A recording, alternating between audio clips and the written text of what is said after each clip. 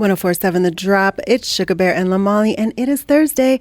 That means it's time for Community Corner. Yes, indeed. We're really excited to share with you the work of Eric Arredondo, who is joining us. He is a Mexican immigrant filmmaker telling powerful stories about identity and shared human experiences. Raised in Denver after immigrating from Juarez, he launched Eric Media to create authentic films for communities and brands alike. Welcome. Hi. Happy to be here. That's a nice little intro, right? Yeah, no, I appreciate it. I try. So tell us a little bit about how you got into filmmaking. It kind of happened by happenstance. I was working at Jamba Juice. My sister was working at a real estate agency. One of the agents there was starting a team. They needed some videos done. She was like, "Can you do it?" I was like, "I can do it." Could not do it at all. So I did the only responsible thing, which was apply for a credit card, max it out, buy a camera and a microphone. Nice. We've all been there. Yeah. Apply to YouTube University and just learn everything on the spot. And the more videos I did, the more fun I had. I just loved the process of it and just kept learning and kept growing and got to the point where I was like, I feel like I can do this. I started working with other businesses, a couple of nonprofits, and fortunately I've been able to do this for 7 years. Nice. Been good at it for about a week and a half, which is really fun though. Hey, congrats. That's awesome.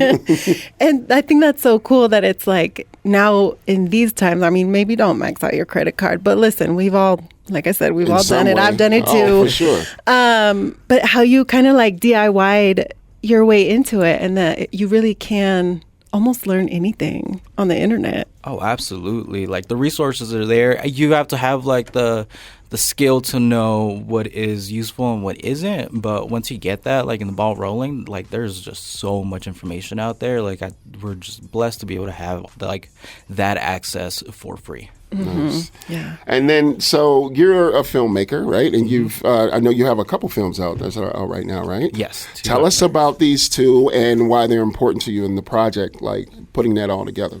Yeah. So the two documentaries that we have out currently, I say currently in quotations, we're still trying to figure out the distribution. We're doing this independently, so we're still in the process of doing that. But the two documentaries are Journey Abroad and Undocu Story. And the more recent one is What We Are From.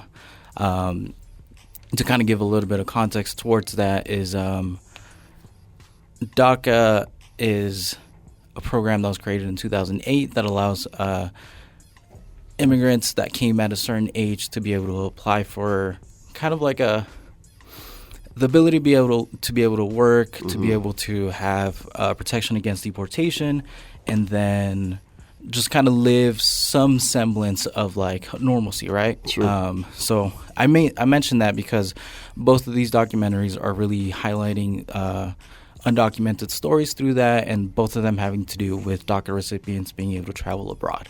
The first one, Journey Abroad, we recorded kind of as an ode to undocumented joy.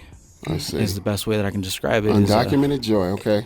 Yeah, so many of the narratives that we see and we hear are based around like the trauma, the fears, the uphill battles that we have to fight. And it's like being in the community, those are important and they have their place, but at the same time, they're exhausting. Mm. Yeah. So we wanted to take the opposite route and just highlight that joy. So it's following a group of undocumented people traveling to Japan. It was about 14 DACA recipients that went in the program, and it's just following them for the week-long program, experiencing just Japan and being able to travel internationally for the first time. For many of them, some of them were able to travel beforehand, but that's the first one. And the more recent one is a feature-length doc. It's about an hour and 26 minutes. And this one, What We Are From, is a very special one because it's not only following 3 different programs that travel to Peru, Mexico, and Guatemala, but at the same time, we were privileged enough to be able to follow 4 different people going back home for the first time in over 20 years. Wow. So it's a very personal story that just following them, being with their family, seeing the homecoming, and just experiencing both the curated kind of like lifestyle that we see, and then at the same time just some of them were able to spend enough time that they were able to live the day-to-day life, right? Because it's kind of a privilege to be able to go back home, and it's always like this big ceremony, but like being able to live that daily lifestyle is like not always something that's there. And something that we kind of saw and we repeatedly heard is that we always felt like we were tourists in our own home countries. So I think we were, blessed enough to be able to follow them for long enough that they were able to just do the day-to-day lifestyle. And then, just following 4 different people going back home, and then the 3 different programs, and then just kind of what happened afterwards and the growth that came from it. That's awesome. So, cameras tell a story, right? Yeah. And when you're in filmmaking or cinematography or whatever, you can tell a story by your shots and everything. So a couple of questions here. Do you feel like you got the story, right? Did it come across, from what you were capturing? And also, how did it affect you from a personal standpoint?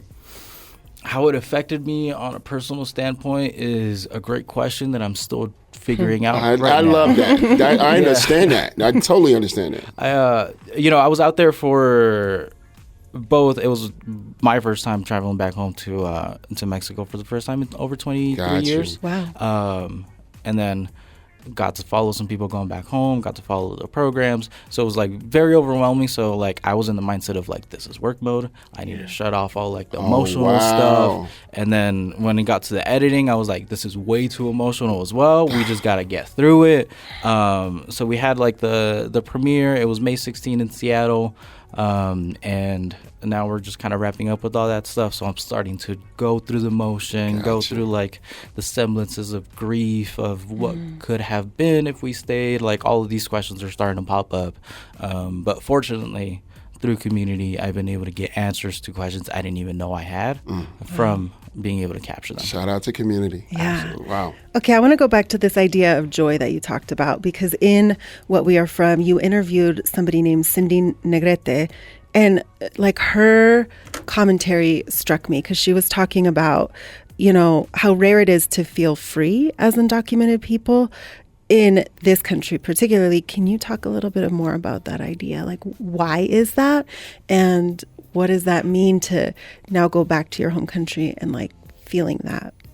Yeah, I mean, shout out Cindy. She's amazing. And I think part of the idea of not being able to feel free is DACA was really just a Band-Aid. It was kind of like give baby the binky, like just let them have this. And because it came after the whole DREAM Act that wasn't able to pass, so there was no pathway to citizenship. So the Obama administration was just like, all right, here's this program to give you a little bit of something, but it's DACA, something that needs to be renewed every 2 years. The fees are getting more expensive, and there's a lot of limitations to it, right? Like being able to travel abroad, we had to apply for what is called advanced parole.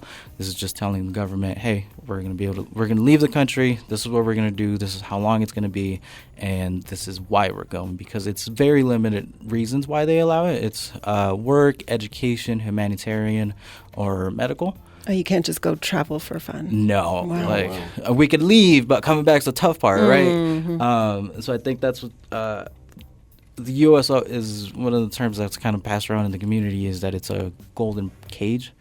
So it's like, it's there, it's nice and shiny. We have these opportunities, and I'm grateful for it. But at the same time, there's a lot of limitations when it comes to it. Yeah. So there's like that freedom of being able to travel abroad is just like this big sigh of relief.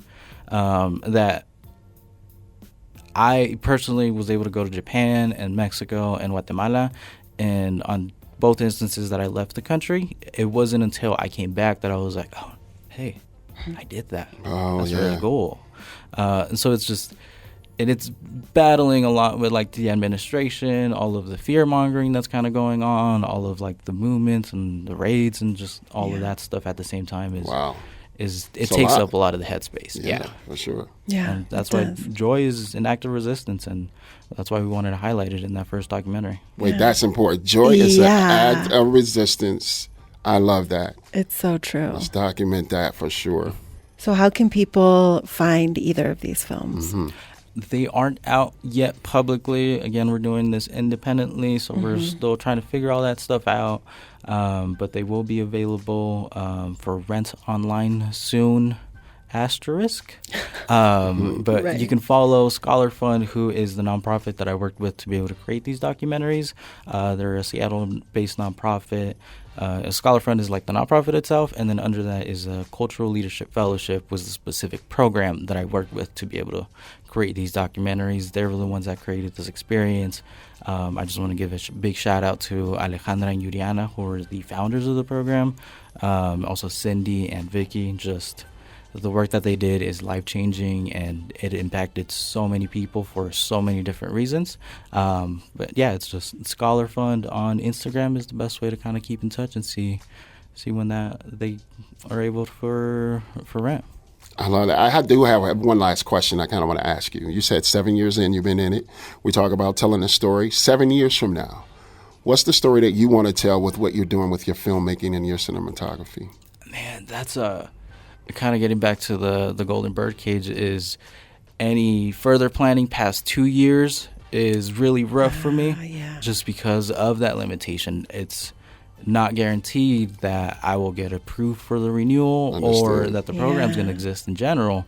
So it's always like a tough one. But stories that really resonate with me are the deep personal ones, but I also love like simpler stories that have a lot of depth. And in that, I mean like conversations with just like parents and stuff like that. One of my favorite movies is Past Lives, and it's just this immigrant story of what could have been. And it's stories like that, just people's stories really is what it is. Love that. Yeah. Thank you for coming by here, man. We appreciate you telling your story and sharing everything. Again, one more time, where they can find or information about what you're doing. Yeah, thank you so much for the opportunity. If you're interested in checking out the documentaries, you can check out the trailers at the very least and a couple of different scenes at Scholar Fund on Instagram. And how can they follow you? For me is Eric Media on Instagram is the best place to follow. That's AIRICK Media. It's like Air Jordan but Mexican. I like you. Eric Arredondo. Oh, there you go. Yeah, I get that. All right. Thank you for coming by, man. We appreciate you. No, thank you. y'all. And Godspeed in what you're doing, for real. Appreciate you.